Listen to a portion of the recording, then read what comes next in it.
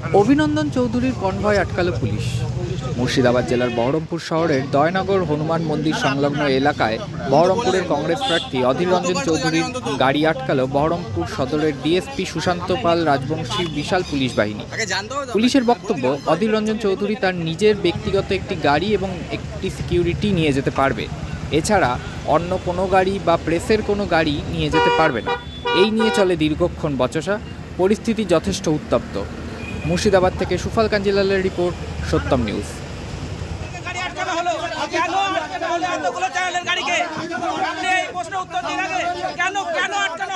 দাদা, আপনার কাছে কি অর্ডার আছে? আপনার কাছে কি অর্ডার আছে দাদা? দাদা, কার অর্ডার আটকালেন এবং কি অর্ডারটা দেখেন দাদা? কি কেন আটকালেন? আমাদের কিভাবে গাড়ি আটকাচ্ছেন কেন? আপনার কি এখতিয়ার আছে গাড়ি আটকানোর? সংবাদ মাধ্যমে দাদা, সংবাদ মাধ্যমের গাড়ি আটকানোর এখতিয়ার আছে? গাড়ি কেন আটকালেন?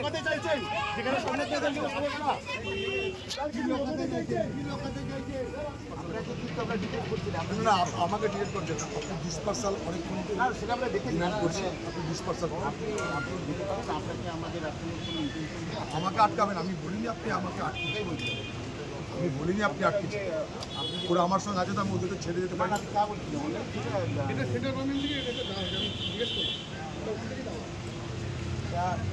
ইলেকশন কমিশন যে গাড়িগুলো পারমিশন দিয়েছে সেই গাড়িগুলো যাবে, একটা স্পট গাড়ি ওটার সাথে যাবে, এবং সেই সিকিউরিটি যেটা আছে যাবে তো একটা যাবে না। দেখুন, আমার কোনো গাড়ি, আমার একটা গাড়িতে যথেষ্ট, বাকি সিকিউরিটি ব্যাপারটা হ্যাঁ, এবার আমাদের গাড়ির সঙ্গে কি ইয়ে নেই, ক্লিয়ারেন্স নেই।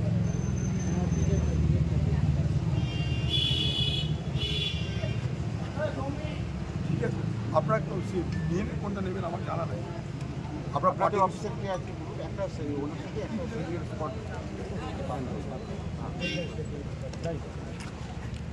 এখানকার পুলিশ জিতে তো নয়, আমরা নির্বাচন কমিশনের ভরসায় ভোট করছি।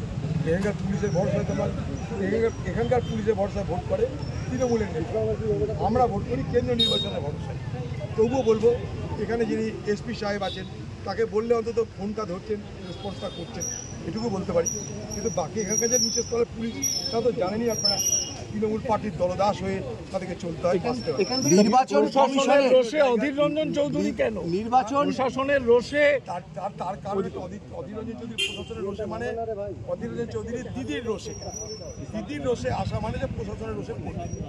যখন দিদি কাউকে টার্গেট করে তখন প্রশাসন তাকেই টার্গেট করে। তবে এগুলো আমাকে ঠেকানো যাবে না, আমি চলতে থাকবো। ঢিল ছুড়লে যেখানে গিয়ে পড়বে সেখানে তৃণমূলের ক্যাম্প অফিস করা হয়েছে, সরু রাস্তা, তৃণমূলের পতাকার মধ্যে দিয়ে না গেলে যাওয়া সম্ভব না। এই কথা আমি বললাম, যারা এখানে দায়িত্বে এখানে আমাকে জিজ্ঞাসাবাদ কথাবার্তা বলছিল তাদেরকে বলেছি, আপনারা গিয়ে দেখুন তৃণমূলের পতাকায় মাথা ঠেকিয়ে তারপরে আপনাদের যেতে হবে। এখানকার সব ভোটারকে এখানে যেতে হচ্ছে তৃণমূলের পতাকায় মাথা ঠেকিয়ে। কেন? তার একটা কারণ, এখানে মানুষের কাছে ওরা ভয় প্রদর্শন করে ভোটটা করতে চাইছে, তাই জায়গাটা ঘিরে রেখেছে। যাওয়ার সময় বলছে এই সিধায় ভোট দাও বলে। আমাদের একটা কর্মীকে দূরে কেউ আক্রমণ করে মারধর করে আমাদের পার্টিটা সমর্থন করে চেষ্টা করছে, তারা ভয় ভীতির বাতাবরণ তৈরি করতে সকাল থেকেই চেষ্টা করছে।